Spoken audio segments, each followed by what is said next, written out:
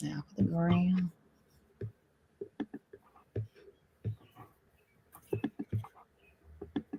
Come on, work for me. Okay, we are on. Hello, hi everybody. Happy Monday. Thank you for joining me for another Monday moment with your girl Mojo. Today I'm so honored to be sharing the stage with Andrea Pinkney. If y'all don't know, I do this each and every Monday. I ask you to have a moment with me where we talk about different ways for you and us and we to find our mojos. And if you don't know, finding your mojo just means another way to show up, or not another way, but the way to show up in the world as your authentic self and whatever it is you're doing. If you're working, if you're playing, if you're dancing, if you're looking for a job, if you're looking for a friend, if you're looking to find out how to maintain a friend, all of the things, it just means how you show up as your authentic self and whatever it is you are doing. So today, our topic is a whole mouthful. So if you don't know, every Monday we have a different topic, all about different things. But today, let me see if I can say the whole thing. We are mojoing our way through the 5 M's. The 5 M's are motherhood, and we might find that we discover some other M's, but right now the 5 M's are motherhood, managing mates, managing our careers, multitasking, and of course, don't forget about little old me and some me time. Every Monday before we start the topic, I always try to have a mocktail or a cocktail. But as far as I can remember, what better conversation is started than with a nice drink, a nice little libation. So today we're going to have Andrea's favorite drink, or at least one I see you drink often, which is hot water with some lemons. I got mine just ready. Had to do the hot water before the call. Squeeze them in. Squeeze them in there, honey. Yes. As many as you can, right? There's no limit to the amount of lemons. There's no limit to the lemons. I've also been enlightened to know that this is called a canary. Is that right? That is Well, right. cheers to us. Happy Cheers to Monday, that everybody. canary. Cheers. Thank you for joining us for a moment. Now, how did you Good, start right? drinking? Yeah. Now you don't ever do like honey or agave or any sweetener. You just do the hot water and the lemon. No, no, I'm like, I do the plain canary, start my day like that, and love it. It just feels refreshing, cleansing, soothing, and I love it. And it's good for you too. I hear the word on the street is that lemon is good for your immune system. Yeah, yeah. Immune system, skin, digestion, all that. So, and I found out that it's a canary. I was in a restaurant and I ordered my hot water with lemon, and the wait person said, that's a canary. I said, I did not know that. But now I know. Here's to I'm the going to order canary. it properly and see how many people know that when I order it. Yeah. Yeah. Now, how long have you been drinking a canary? Gosh, I'm going to say I've been drinking at least 2 decades. Is that right? All right. 20 years on the canary. Swear by it. I like it. All right. Well, so like I said, if y'all haven't joined yet, I'll give you a few minutes to join. But so you know, our Monday moment today, our topic is mojoing through the 5 M's, which today are motherhood, mates, managing career, multitasking, and me time. I feel like we're going to throw some manifestation up in there, but we'll get to that at a later date. If you don't know, my name is Maisha Johnson. Every Monday, I have a special guest with a special topic. And today's special guest is Andrea Pinkney, who is an author, children's author at Scholastic and some other places. I know her from Scholastic. I'm happy to say that she's not only a colleague, but a friend. And she's going to join us today to talk about how she mojos through all of the things. We're just going to have a conversation. Maybe I'll share some of the things I mojo through as well. So we are going to mojo together, Maisha, on this Monday night. Yes. All of the M's. We're going to mojo together, Maisha, on Monday. Yes, that's right. That's right. So thank you so much for joining. I appreciate you. Maisha, I have to add another M. So, I like it. In addition to being your a colleague and your friend, I'm the president of your fan club. So the other M is the magnificent Maisha. Let's just put it right out there. Well, thank you for establish that. I appreciate you. Thank you very much. I'm a little bit of a fan of yours as well, so I appreciate all the love. So we So will now that have I did another the round kind of of, mutual everything. well, I appreciate you. Oh, somebody said my grandfather did the hot water and lemon. My mother told me about it. Interesting. Yes, the canary. I like your mug too. It's making me smile.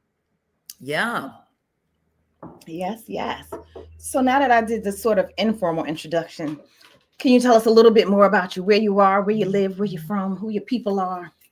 Sure, sure, sure, sure. Well, I am right now sitting in Brooklyn, New York, where I live, and I'm from Washington D.C. actually, which is where I learned about the canary. That's where I was in the restaurant. Say So I word. was I'm a Washington girl, born and raised in D.C., and love that place.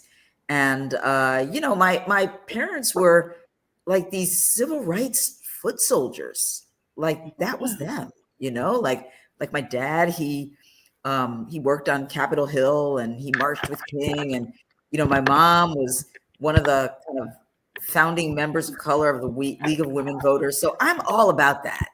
I Okay. am all about that. Now, how did you get into writing?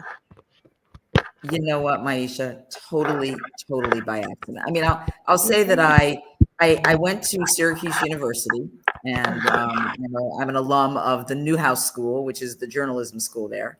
And my big dream was to kind of be like, okay, I'm going to date myself, but to be like Mary Tyler Moore. She was a career woman. She lived in a big city. Another M. She lived in Minneapolis, Minnesota. She worked for WJM, the TV station. And I didn't know anybody like that. And I remember thinking, like, if I was a kid, I thought if I could just like rip off the front of this TV screen and like step inside and like talk to Mary, like I'll do it. And she was a journalist. And that's what gave me the idea. I said, I'm going to go to journalism school. And I got a job right out of college at, of all things, Mechanics Illustrated magazine, which is a man's automotive magazine, which is where I met my husband, by the way, Brian Pinkney. He worked across the hall at a Field and Stream magazine, a hunting and fishing magazine. And that was the beginning. And I went on from there to Essence magazine, where I oversaw the contemporary living department. And that was really the springboard, believe it or not, to getting into book publishing. So I was at Essence. And when you're the lifestyle editor, everything falls in lifestyle: pets, automotive, family, travel, kids.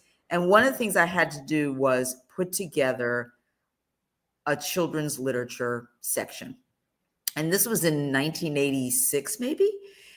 And there were not enough Black children's books to fill the section every month. And my boss, the editor-in-chief, Susan Taylor, would say, Andrea, remember, we got to fill this section. I was like, Susan, there's not enough. We can't.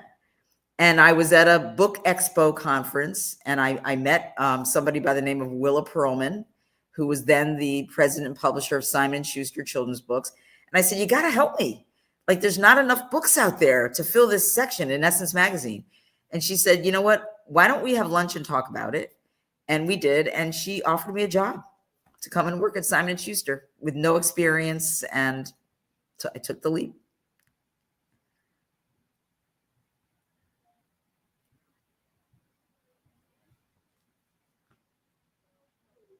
I had to find my unmute button because my typing was audible.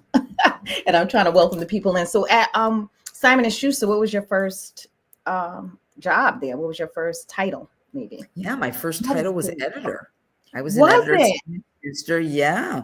Yeah, really? She hired me as a full editor. Now I had run a whole department and been a senior editor at Essence, but still I walked in like a totally blank slate. I didn't know what you could or couldn't do in publishing and book publishing for kids.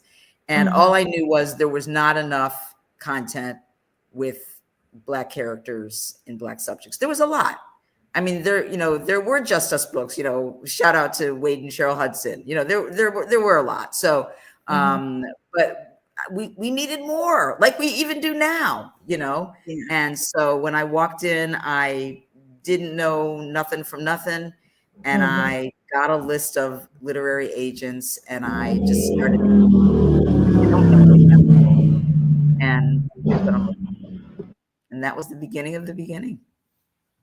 Now, did you have children by then already? Because what were you doing for your own children, who I'm sure you were looking for books for us too? Yeah. No, I was not married at that time. I did not have Okay. kids. Okay. So yeah, but I'm a former child. So, and I would just, again, go to the library, bookstores, comb everything, and Yeah. wanted more. Now that you are an editor and also an author, well, I guess being an editor came before actually writing books. Is that right?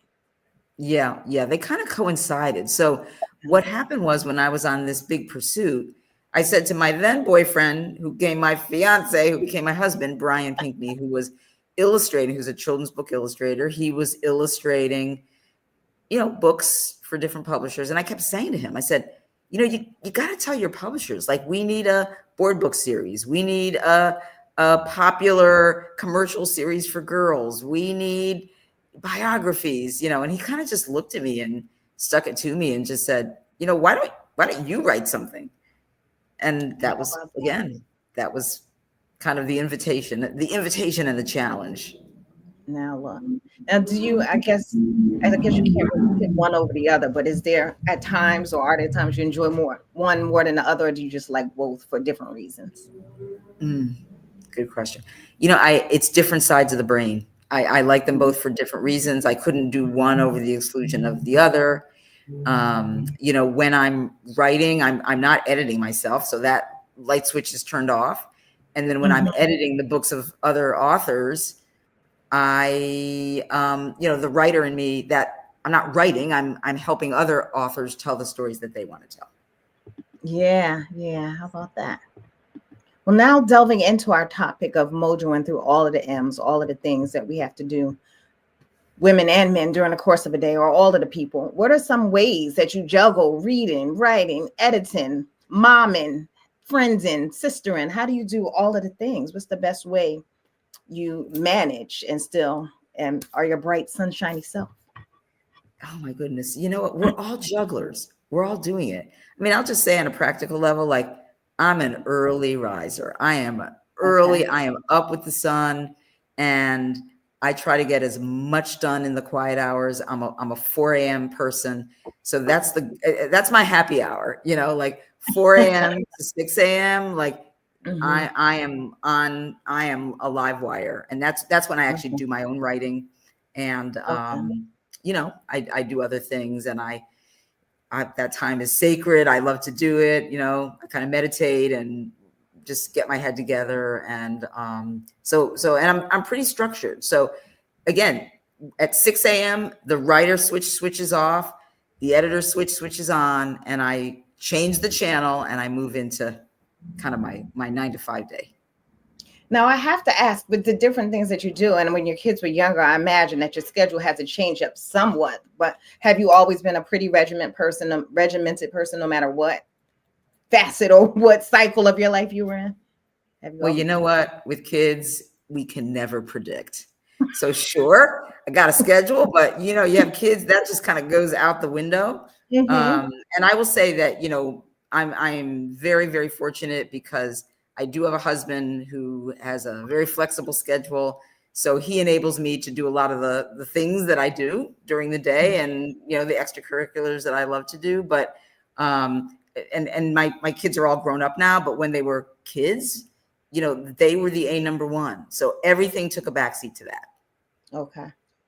And kind of still does, I have to say, so even though they're all grown up, they call, they need me, they talk to me. Yeah. Oh, Couture says Toni Morrison said early mornings was when she was most brilliant. Yeah, it's when the mind. Now, I have to say I'm an early person as well, but not quite 4 o'clock. I get up at 5:30, but 4 o'clock, that's a little early. And when I get up, I don't like to have long conversations either. I can get up early, but I have to do what I got up to do. Don't start talking to me that way. I'm not ready. It's a different kind of my brain functioning at that time. Now, I said that I get up early. I don't know how friendly I am at that hour. That part. So I get it. But I'm moving my feet.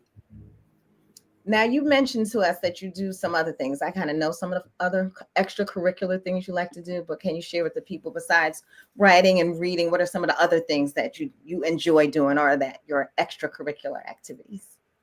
All right. Well, I will say that, and I thank my mom for this so much. So when I was 8, my mom signed me up to join a swim team, and it changed my life forever. It literally Mm, did. Like, so I was on this little swim team, and it's something I swim to this day. So when the kind of writing switch goes off at 6, I leave my house in Brooklyn and I go to the YMCA, and I'm in that pool like every day. mhm. Like, that's really my happy hour part 2, you know. Okay. And I love to do it. I love to swim laps and just gets my head together and all that.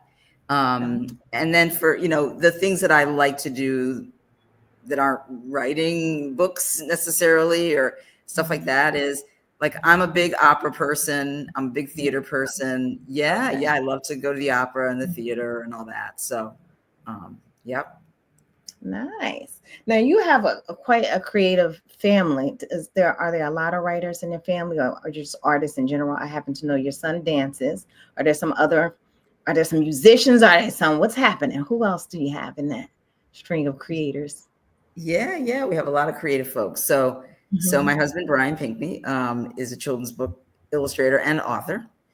And yep, my kids are very creative. My son is a dancer. He lives in Los Angeles, and is just busy all the time. He's just filming commercials and touring and all that. And my daughter is a psychotherapist, but she has her own Instagram series called "What Your Therapist Wears." And yeah, and she does like this kind of Instagram magazine, "What Your Therapist Wears." So, and it's all about her styling herself to meet her clients. So yeah, Mhm. so we have a lot of fun. We I have a lot love of that. fun. I'm going to look her up. What your Yeah, therapist wears. I love that. yeah, yeah. Beautiful. Now, as we're talking about this multitasking and me time and all of the things, how do you say you stay present in all of the things? Because you're helping people write their books, you're writing your own books, but you must sometimes drift off into other things that you still have to do while you're doing other thing that you're working on at the moment. How do you stay present? How do you maintain that kind of calm? Yeah. I don't know how calm it is, but what I'm doing at the moment is what I'm doing at the moment. And and I have to say, Maisha, so because I am the president of your fan club, like, I see you like with your weight training, and I'm like, that is diligence. I'm like, that is commitment. That is diligence. That is like otherworldly. Like, I'm like, okay. So, and I joke with you, like, come on, you got to teach me how to lift those weights. So, and Yeah.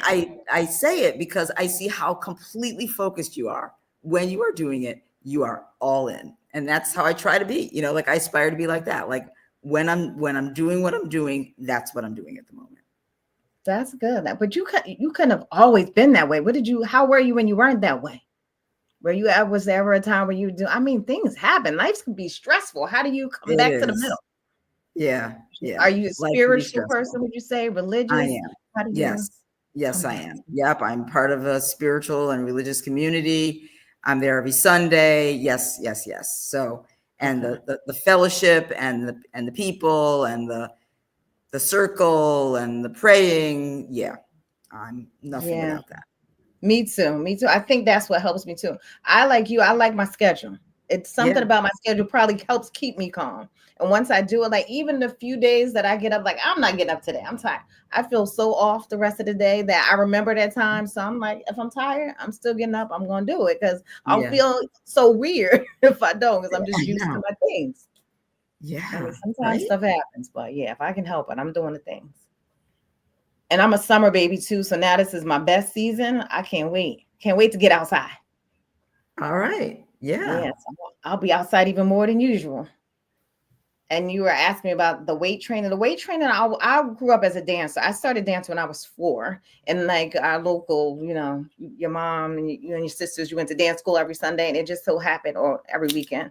and it just so happened that it stuck with me. So once I got into school, I did the dance company. Instead of gym, I took the dance class if it was available. When I was in high school, I was in the dance company. And then when I got to college, dance wasn't as available as it used to be. And then even in church, I'm part of the liturgical dance group.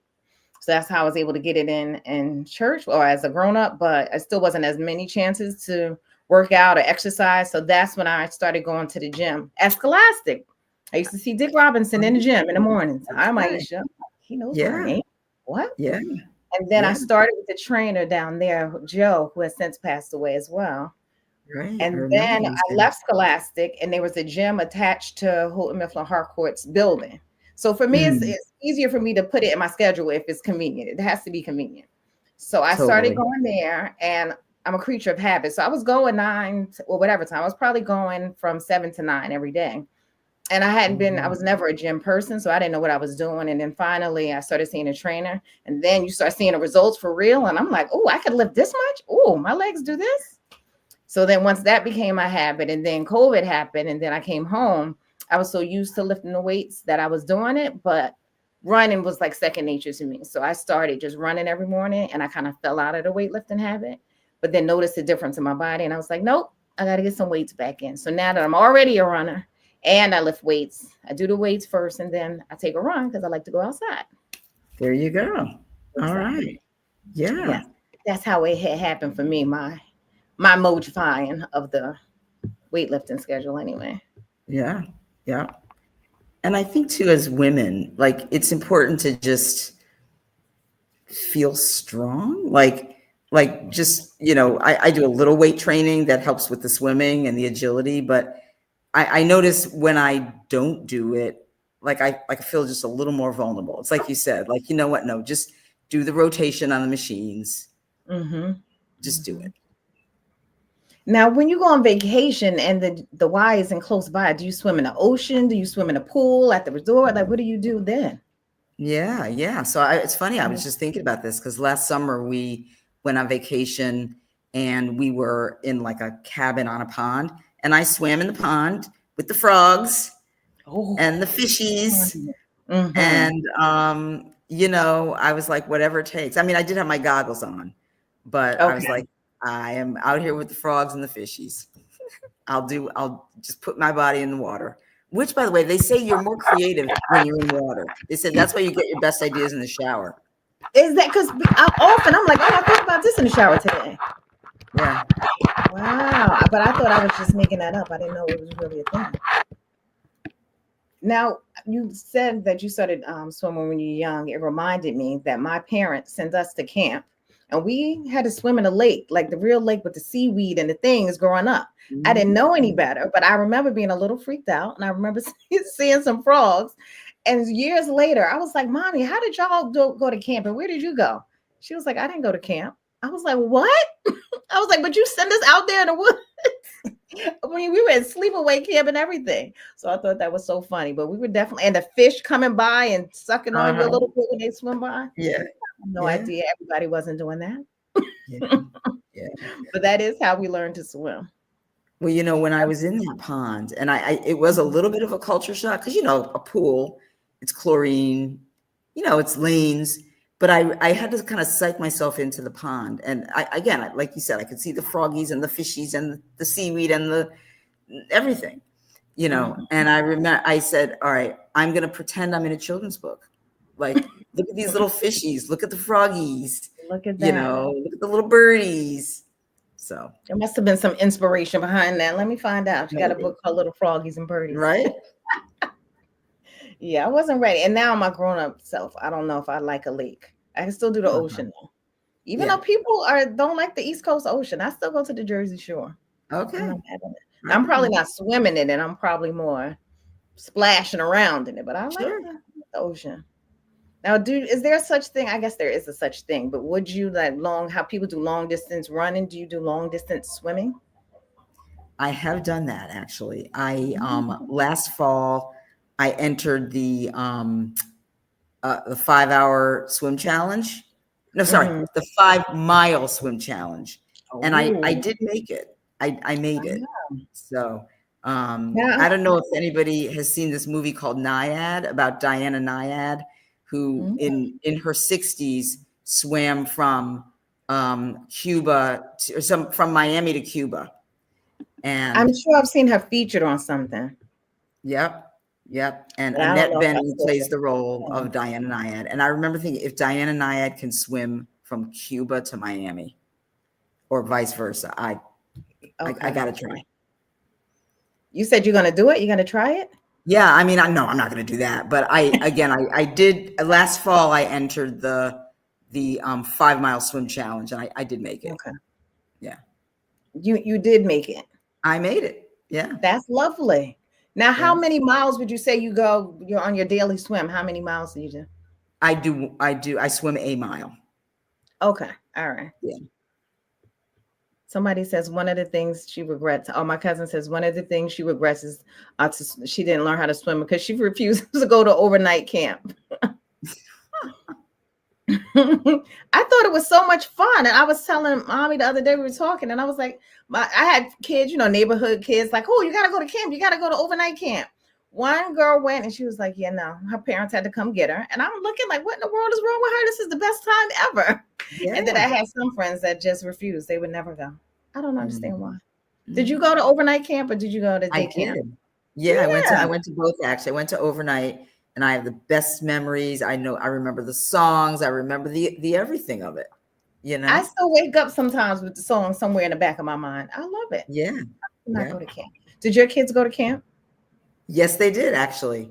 In fact, I'll tell you a story about that. So they both went to sleepaway, and the way that my daughter got interested in sleepaway camp was that she read a book series called Camp Confidential. So she was 9 years old, and she had read the series. Actually, my husband read it to her every night. And so she said, I really want to go to sleepaway. I really want to go to sleepaway. And we were like, are you sure, honey? Like, she was 9. I mean, that's young, and I tried to manage the expectations. I said, just so you know, it's probably not going to be like the books. And she said, I really want to do it. So we signed her up. We did a lot of research. And I said, and none of your friends are going to go. So you're going to go to sleepaway. You're not going to know anybody. You're going to have brand new friends. And she said, I really want to do it. So she went, and she met a friend that first day named Lucy. And my daughter's name is Chloe. So Chloe and Lucy stayed friends. Chloe was just in Lucy's wedding. And that the first year that she went several years.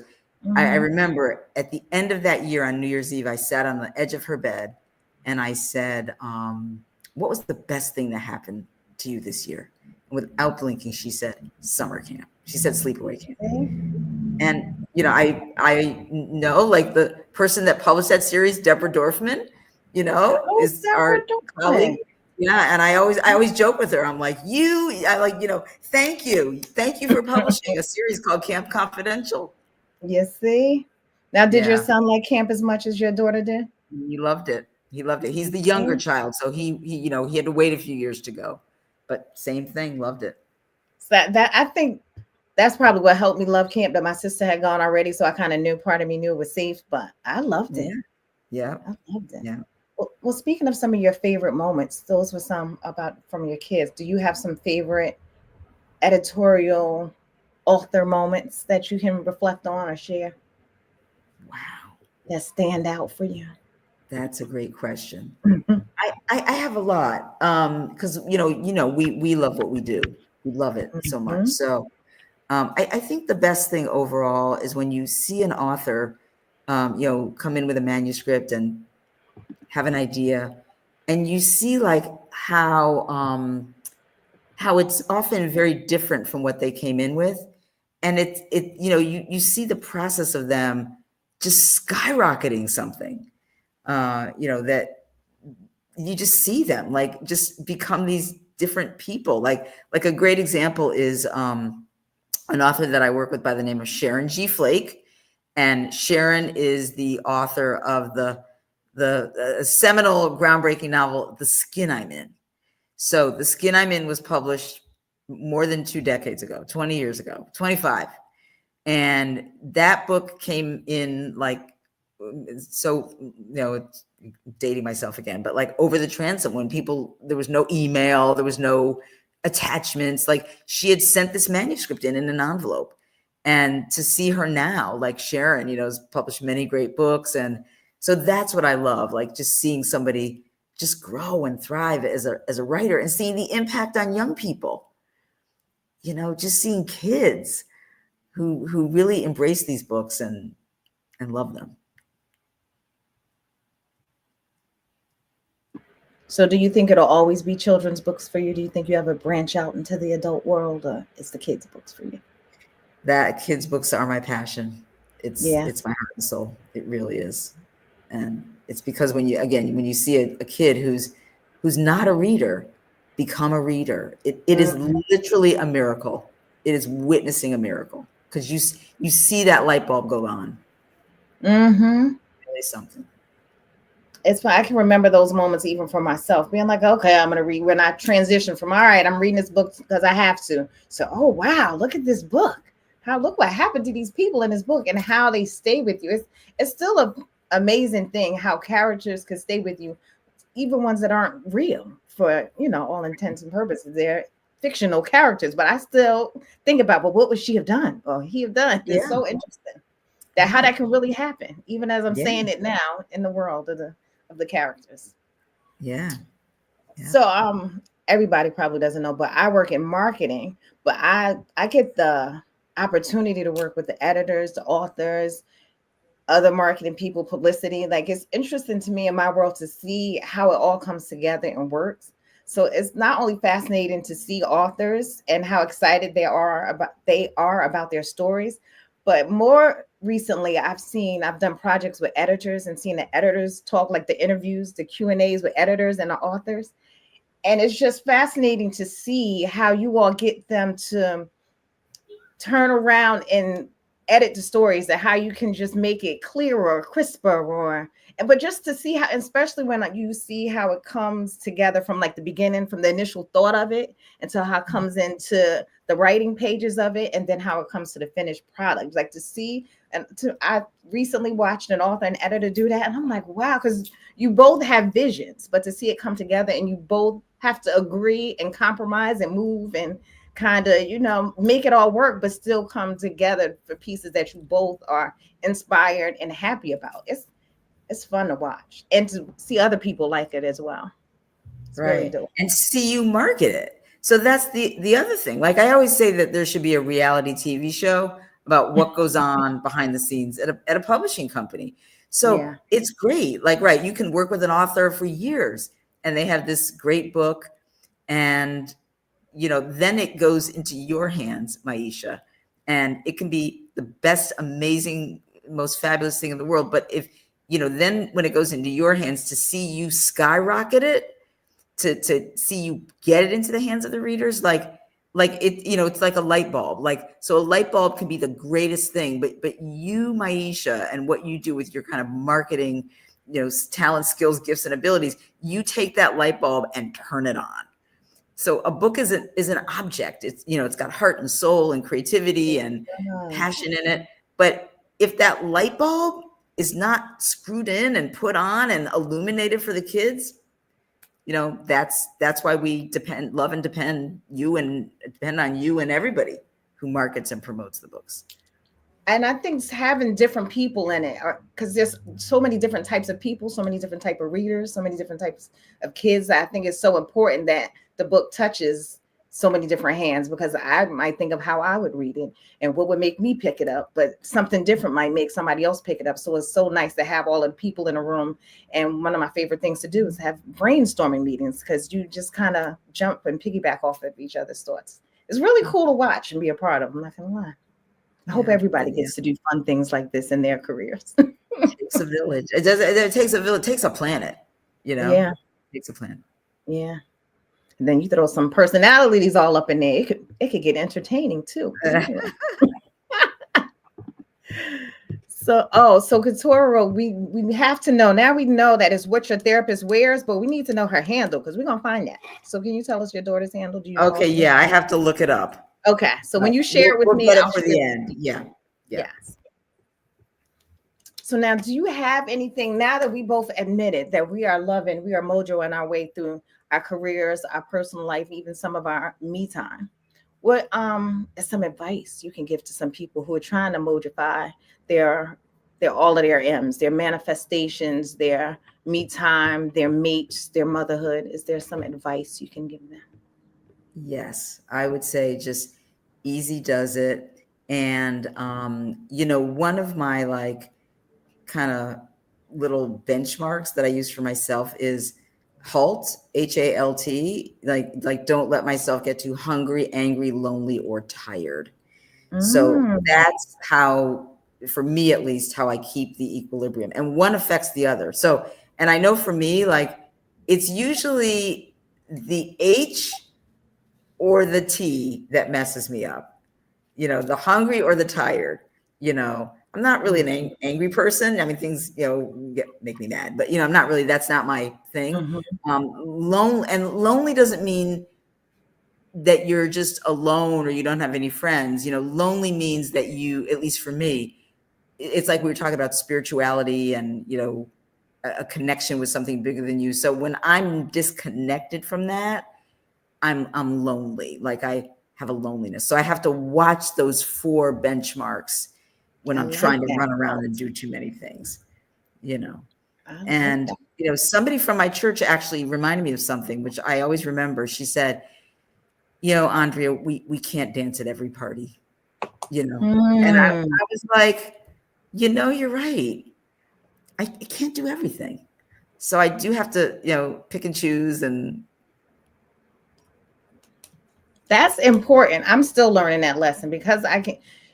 I was talking to you, and I was in between jobs and looking for a job during pandemic, but I was out of a job for a little while, and that was my thing. I realized that I can do a lot of things, but what do I want to do? What do I like to do? I know we had that conversation on several occasions. So my sister often reminds me too that yeah, you can't dance at every party, and I shouldn't feel bad about not dancing at every party.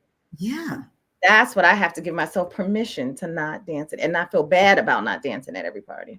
yeah, that's right. You It might have just, answered this question a little bit, but there's a question in the chat that says, what's your approach to tackling challenges, either personally or professionally? okay. So Showing my that out of approach to tackling challenges personally and professionally, it's kind of where one of the M's come in, which is the me time. Mhm. So, you know, I think about HALT. Am I hungry, angry, lonely, or tired? But then the real meaning of that, like HALT, like just stop for a minute, pull back that lens, and just pause. Just take a second, take a beat, take a breath, and assess, what's important. Like, where are my values? What's my priority? So, Mhm. and everything like, difficult conversations or whatever, it's all for me kind of couched in or led by the idea of being a servant on this planet. So Mhm. what is going to serve the highest, do I want to be right or happy? Do I want to be right or serene? Um, and the other thing I will say is that I do have what I call my own personal spiritual board of directors. So they are people who've known me a long time, who understand my crazy, and things that who know all my family, my dynamic, my work, and all that. And it's a core group of about 4 women that I call on frequently and say, well, here's what's going on. What should I do? Yes, I have that for sure. I have that. Yeah. They're Yeah. so important. I hope everybody else does too. And that's no small feat either, because friendship takes work as well, but it's good work. It's fun work, Yeah. especially at this stage in the game. I remember sometimes I was thinking the other day how grateful I feel for having the friends and family that I have around me. But also, I'm like, you don't just get those. They don't just come up. Like you got to do the work for that too. There's some Very follow true. up. There's some responsibility that comes there too. But Yeah. it's a beautiful thing when you Right. have that sounding board, so to speak. All right, let's see. Did I miss any questions? I think I asked you all the things I had on my little list of talking points. Is there anything that I didn't ask you that you want to share? Like maybe what you're working on next, or what you're excited about working on next, or what you want to be working on, but you haven't yet done yet? Yeah, done. Oh my gosh, All of the wish list that. is Oh, long. The other thing I just want to mention about people close to you and getting help and all that is, one of the tools I also use is the tool of bookending. So bookending is if I'm about to enter a challenging conversation or situation, or even something I'm like super overexcited about, one of these people who's so close to me, I do bookend it. Somebody who knows the whole situation. I check in with them before, and I'll text. I say, okay, I'm going in now. I go to the situation, and we've already got a plan that I'm going to text them when I come out of there, or I'm going to pick up the phone or call them. So I go in, and I don't have to be so nervous or anxious about it, because I know my friend is waiting to hear. Like, I know when I leave here, she's standing by. And in fact, that happened just a couple of days ago, where I had a situation. I had to prepare a text to someone. I showed it to my friend. I said, here's what I intend to say in the text. And she's like, this looks great, or, well, you might want to change this or that. And it was like 2 days of this, like, here's the text. And then I finally sent it, getting the guidance. So anyway. yeah. I love that. Somebody else said that in the chat. I love the term book ending. I like that. It says so much with one word, book ending. And it speaks to our whole book love. So there you Yeah. go. Right. Yeah. Now, with all your children's book writing and reading, do you read any adult books? Do you ever have time for adult books? I do. I You do. absolutely do. Yeah. Oh, Yeah. I read a lot of adult books, and my favorite genre is memoir. So I'm going to tell you some of the books I've read recently. I'm not embarrassed. So I just read it's in 2 parts. So the next part is coming out in November, but I just read part 1 of the memoir of Cher. ooh, It that was keeps coming up in my amazing. feed. Okay, share. Yep. So that one. And I'm now reading, I guess, yeah, it's like a memoir from the theatrical producer by the name of Jeffrey Seller, who was the producer of many great things, Hamilton and Rent and Avenue Q and all that. So I'm right in the middle of his memoir now, about how he started Okay. out and all that. So yes, I definitely read All adult right, books. memoirs. Okay. Did you have a favorite book growing up, a children's book? Like growing up, did you have a favorite book you read? Yeah. Like a picture So book and a novel? yeah, my favorite novel was, and it's still one of my favorites, is To Kill a Mockingbird, which I usually read every summer, Mm-hmm. and get something new out of it every time.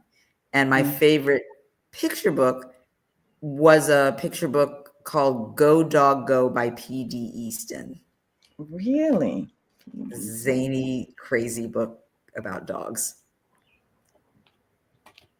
I don't know if I have a favorite picture book. I definitely, well, one of them is Where the Wild Things Are. Just Mm-hmm. love, for some, I just fell in love with those characters. But I loved that my dad used to read me Bernstein Bears. Now, me and the Bernstein Bears, I couldn't get enough of them. Yeah. And I think some of my favorite novels were like Mildred Taylor's Mm-hmm. Roll of Thunder, Hear My Cry, and for some reason, I was really in love with Julia the Wolves. That's another one I could go back to. I bought myself a collector's edition of that one. Wow. Yeah, something about that really touched me. I'm sure there's bunches I could talk about, but those are the ones that stand out first. Those that come to mind first. Yeah. Yeah. All right. Well, now that it's 7:43, Katora says she loves memoirs. I'm trying to make sure that we left the people. We're walking away, letting the people know what to do with their M's. So we're mojoing. You should be mojoing, just so y'all know, through anything y'all doing. Just be yourself. See what it is. See how it feels. That would be my advice. And all of the things, if it doesn't feel right, halt. Yeah. Yeah. Oh, Pay attention, yeah. and then do the next thing. But in the whole managing life and work and motherhood and mates and me time, just make sure there's days, there's time in your schedule to do all of those things somehow, however it works for you. Yours probably isn't getting up at 4:30 in the morning, maybe not even 5:30.